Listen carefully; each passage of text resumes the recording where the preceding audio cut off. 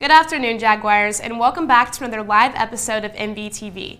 I'm Sophia Ralston. And I'm Cooper Getch. In this week's episode, we will look at some of the unique pets that students have, a recap of Kansas City's Restaurant Week, and a new segment of MV Tech.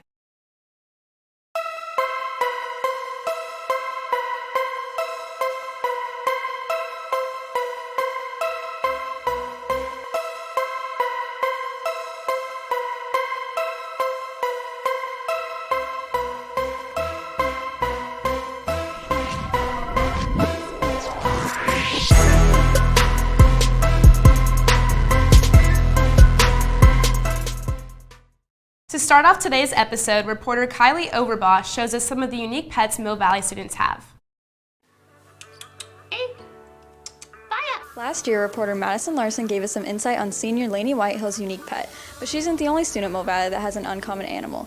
Junior Sophia Armanderos also has an uncommon pet in her household. I have a Pacific parrotlet, which is basically just a blue parrotlet, and his name is Baya. For context, a Pacific parrotlet is commonly found in Central America and South America, usually in Peru and Ecuador due to their tropical forests.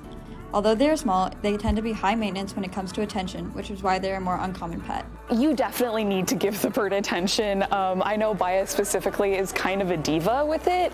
He demands attention at all times. If you're in the room and you're not paying attention to him, sometimes he'll scream.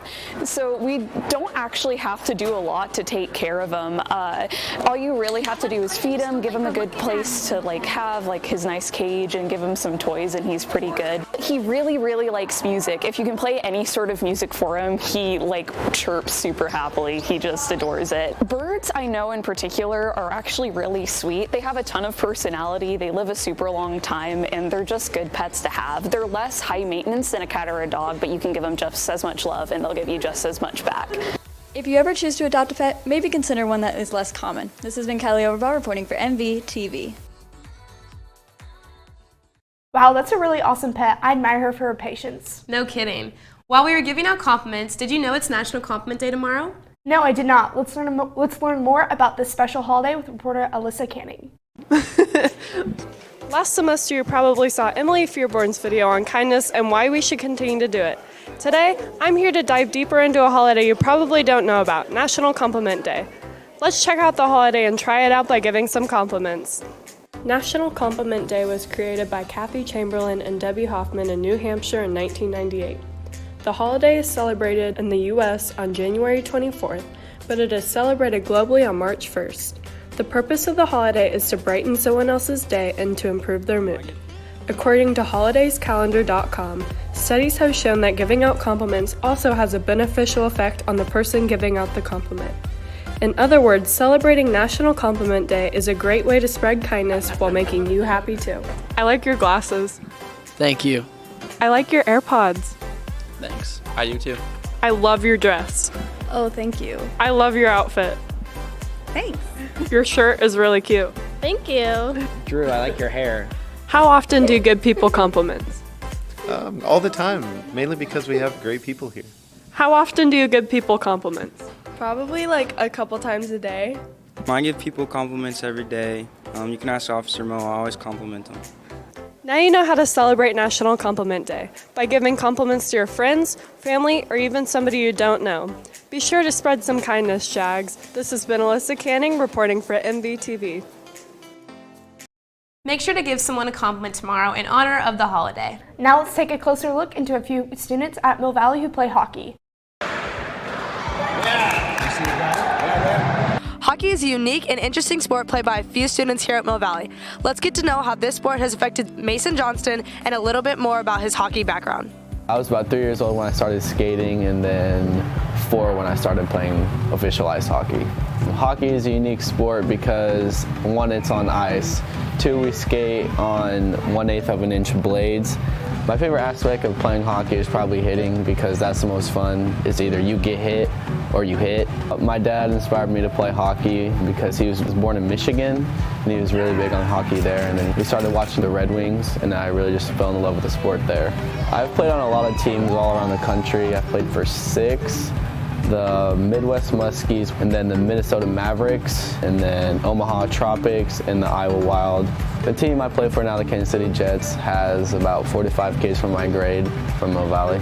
Playing with people from Mill Valley is really fun because all the bonding times I get to spend with them, and especially talking about hockey in school. Now let's hear from other students about their hockey experience. Playing with people from Mill Valley is a lot better because I have a better chemistry with them and I talk to them a lot more. For one, it's not a school sport, it's a club sport. So I get to know a lot of kids from the KC area. I enjoy it because the thrill and playing with my friends, and it's just really chaotic. It's a longer season. It's October to February. It's a lot of out-of-school commitments and everything. I wish I played hockey so I knew how to skate like that. This has been Eden Shanker reporting for MVTV. It's so cool to see how talented our students are. Keep up the great work, boys. Now let's head into sports with Riley and Livy and our weather update with Audrey.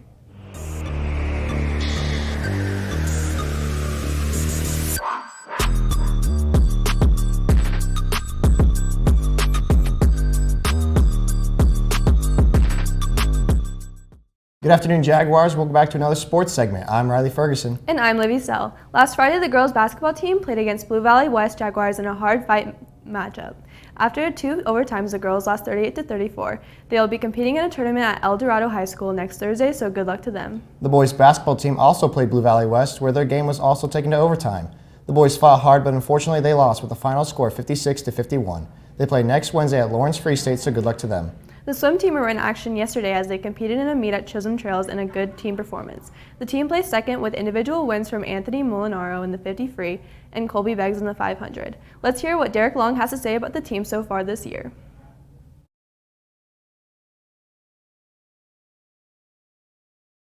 Well, team dynamic is definitely it's really fun, it's really relaxed, everyone just has fun together, everyone just gets along. Best traits as a team would probably have to be humor, everyone's really funny. We always try to make jokes and stuff during practice and stuff too. As a team, we need to work on doing more strokes maybe, not sticking to one stroke, but maybe trying to do all four, so freestyle, backstroke, breaststroke, and fly. Season overall has been fantastic. It's been so much fun. Practices are fun, meets are great. Love everyone on the team. Coaches are great too. My goals for the season are definitely to make state. State is coming up, and that's huge for swim. The state meet is what everyone looks forward to. The whole season is trying to qualify for those times to get to state. It's just so exciting to be there, and the energy is awesome. The boys will be competing this Saturday at the Shawnee Mission Aquatic Center, so go out and show your support. The bowling team were in action last Thursday at Olathe Mission Bowl, where both teams had a dominant performance. Each team placed first in the meet with first place finishes from Jackson Penny and Brila Luke. They bowl at Park Lanes at 3 o'clock, so go out and show your support. Last Friday, the wrestling team traveled to Baser Linwood to compete in the Bobcat Classic. The team performed well as Zach Keel and Brody Scott placed first in their classes, and Eddie Hugert, Carson Dulitz, and Austin Keel placing second. The boys will be heading to Blue Valley Northwest tomorrow to compete in the Husky Invitational, so good luck to those wrestling. That's all for this week's sports segment. I'm Riley Ferguson. And I'm Livy Sell. Have a great weekend, Jags.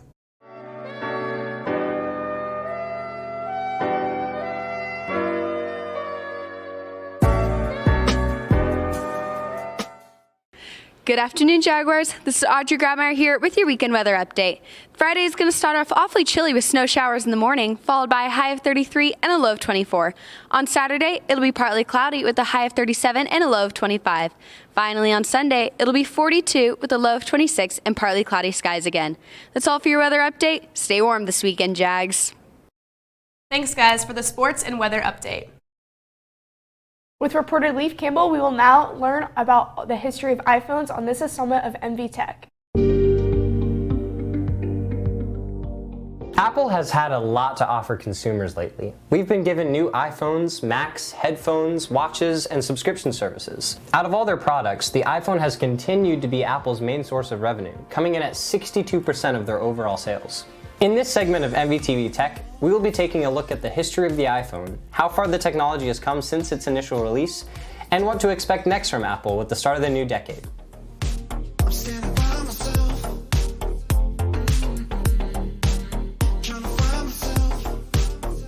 On January 9th, 2007, Apple announced the first iPhone, the iPhone 2G, on stage at the Worldwide Developers Conference. It was a revolutionary achievement featuring a 3.5-inch display with multi-touch support that no one had ever seen on a smartphone before. It had a keyboard built into the software instead of a plastic physical keyboard. Yeah, remember those? Imagine trying to text on that thing. The original iPhone had a 2 megapixel rear camera, no front-facing camera, 2G cellular connectivity, up to 16 gigabytes of storage, and a screen resolution of 320 by 480. It was quite the device for its time, but it is nothing compared to where the iPhone is today.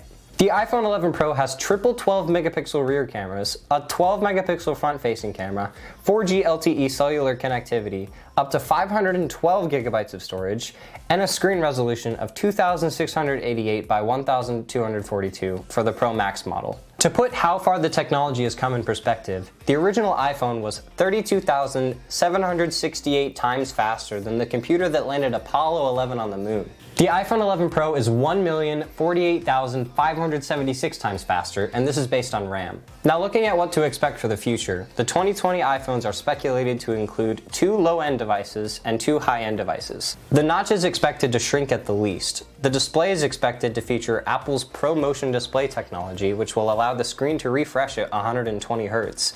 And the new iPhones will support 5G cellular connectivity. Overall, we have a lot to look forward to from Apple at the end of this year. This has been Leif Campbell reporting. Thanks, Leif. To finish off this week's episode, let's take a look at the recap of Kansas City's Restaurant Week. On January 10th, restaurants across the metro came together to celebrate Kansas City Restaurant Week. But what is Restaurant Week? Let's take a look. Kansas City Restaurant Week occurs every January. This year, over 160 restaurants from Overland Park to downtown Kansas City participated. Here's how it works. At any of the restaurants participating, you can eat a multi-course meal for either $15 or $35. That's a steal! Participating restaurants include Nick and Jake's in Overland Park, Blind Box Barbecue in Shawnee, and Silo Modern Farmhouse in Lenexa. But if you're looking to show some Kansas City pride, there's also plenty of restaurants in Midtown and the downtown area, like Jazz, a Louisiana Kitchen, and Guy Fieri's Dive and Taco Joint. I know all of this sounds delicious, but let's hear from someone who's a bit closer to the experience. Well, I work at Hereford House, and we're participating in Restaurant Week. This year, we participate about every year. We've got a deal for $35. You can pick from a selection of our appetizers, entrees, and desserts. There's a lot of new people, so I gotta give my personal recommendation a whole lot. It's a good time. If you're looking for good food and a good time, you still have a couple days to get in on this special pricing at participating restaurants. This has been Park Selby reporting for MVTV. That's it for this week's live episode of MVTV. Please stay tuned for the credits and activity of the week, followed by the office announcements.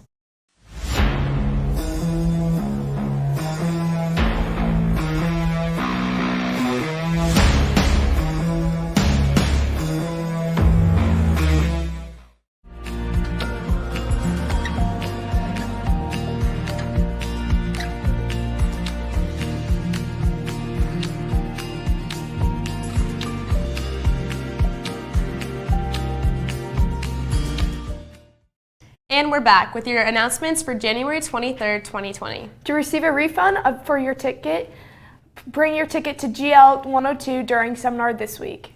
There will be a meeting for those interested in trying out for the boys tennis team today. Please come to the Senior Cafe immediately after announcements. The Relay for Life kickoff rally is this Friday, January 24th during seminar in the Aux Gym. There will be prizes, games, and more. Auditions for the spring play, A Midsummer's Night Dream, will be this week. You must sign up for specific audition time. Sign-up sheets and audition information are posted outside of the drama classroom, which is room C130. Please see Mr. Copeland if you have any questions. There will be a brief required meeting directly after school Monday, January 27th for all travelers going to Italy and Greece with Ms. Wong this June. If you can't be there, please stop by A201 to get the required information. Voter registration is available to students today through Friday the 24th in the Senior Cafe during lunch. Anyone who will be 18 by the election is eligible to vote, even if they are currently 17. Come register. Anyone interested in Girls Swim and the Dive this spring are invited to attend an informational meeting during seminar on Wednesday, January 29th in the Senior Cafe. The first driver's ed class was last night, but we will still have some room available. Driver's ed forms are in the office. Detentions today are in room C126. Thanks for watching. Enjoy the rest of your day.